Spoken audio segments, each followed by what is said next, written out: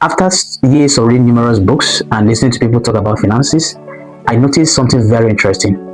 Most people believe that saving money is only for people that earns a lot, and that if you earn a little, saving is very impossible. But that belief is very wrong. It is a reason why so many people remain financially stuck. I am going to show you proven, simple, and realistic methods that you can use to save money even if you earn a little and you feel saving is very impossible right now. Please stay with me because one of it is very important, and it was one that changed the way I think about money. Number one, create a simple budget. Start by writing down how much you earn and how much you spend in a month. It may not be exact, but at least an estimate of how much you spend a month and how much you earn in a month. You don't need to stress yourself much. A simple notebook and maybe the notepad on your app will be very fine. You don't need to stress yourself looking for apps and all. The goal is to see where your money is going, and once you see it, you can control it. Number two, which is the most important one, very, very important.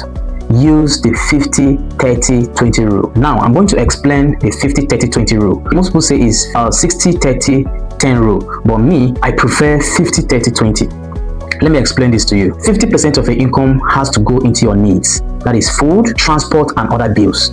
50% of your income has to go into your needs, which is food, clothing, and bills, and some other needs that you have. 30% for wants. Wants, entertainment, maybe you want to take your girlfriend out, take your friends out, or whatever. 30% should go for it. And then 20% is for savings, which eventually it will go to investment that will create more income stream to you. I propose 20% because 20% is better. Personally, I don't even save 20%. I save more than 20%. Sometimes I save up to 50%. So it depends on you, but at least keep something. The idea is that you must keep something aside at the end of it all, at least 20%. And then this 20% you are keeping aside is not just for savings. Mind you, it's not for savings. Eventually, once it accumulates, you are going to convert that to investment. In fact, you can actually start investing instantly instead of savings. The 20% you can be investing it instantly. You must not save before you can, eventually invest. It depends on the kind of investment you want to go in, though. So 20%, at least 20% for savings or investment. Number three, which is very important. I don't know which of them is very important though, but number three is equally very important. Cut hidden expenses. You will be amazed how much you spend on minor expenses, airtime, data, outing, all these minor expenses. You'll be amazed how much you spend on them. You may say, well, it's just 1,000. Well, it's just 500. If you accumulate that, it's going to amount to enormous amount of money. For instance, buying bottled water instead of sachet water, which is commonly pure water in Nigeria.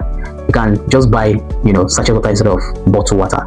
It will save you a lot of money. Eating out every day instead of cooking at home is one of the things that takes a little expenses from you. You may look at it as insignificant, but it's actually very important. It's actually, if you accumulate that during a particular period of time, you discover that you have spent a lot. Another one is subscribing your DSTV.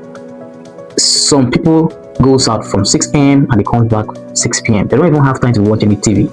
Besides, your phone is there. Everything on the TV is on your phone. So why must you subscribe if you are not watching it?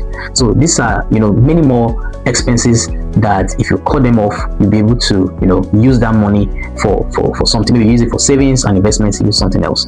It depends on your personality though. The expenses depend on your personality. I'm just giving an example. So make sure you cut all these necessary expenses. Very important. Next, automate your savings. Don't wait until the end of the month before you can save. Save immediately your income drops. The idea is that save first before you spend. It is called pay yourself first. You can use apps like Piggyvest, Calorie-Wise, MoneyPoint, and so many other apps to automate your savings. By the way, I work with MoneyPoint, and if you need any MoneyPoint product, I'm here for you. Just DM me. MoneyPoint, POS, loan, MoneyPoint, Moneybook, and so many other MoneyPoint products. Any of them you need, please DM me for it. So the idea is once money hits your account, save first or invest first, at least 20%. Pay yourself first. Number 5, start a side hustle. With low income, cutting cost has limits unless you expand or you increase your sources of income. So there's a limit to which you can cut costs, right? Because sometimes even your needs alone may not be enough, and even your savings may not be enough to convert them to investment, depending on how much you are earning though. But then if you increase your sources of income, you will have enough to, to save, to entertain yourself, and to do other needs. So you can think about any side hustle, even if it is bringing in extra 10k or 20k or 50k, as the case may be. Maybe selling airtime, selling ATM cards. People sell ATM cards. Fintechs are all over now. They sell even ATM cards even on the street. You can venture into that, selling ATM cards, selling airtime, and so many other side hustles you can do that will earn you an extra source of income, no matter how small it is. And there you have it, 5 practical ways on how to save money even if your income is low. Now let me give you a recap. For you to save money even if you earn a little, even if your source of income is not much, or even if you earn little, first of all, number one, you have to budget your money. That's know what is coming in and what is going out. Use 50-30-20 rule. Cut hidden expenses. Automate your savings. And last but not the least, start a side hustle. Remember, it's not about the amount, it's about the habits. Once you are able to cultivate this habit, it sticks to you and to make it to be part of your life. You just have to start small and stay consistent. And if you find this video helpful, please don't forget to like, share to someone that needs it, and then subscribe. And hey, before you go, you can check out our previous video here on how to be ahead of 99% of people. Thank you very much. See you in the next one. Bye.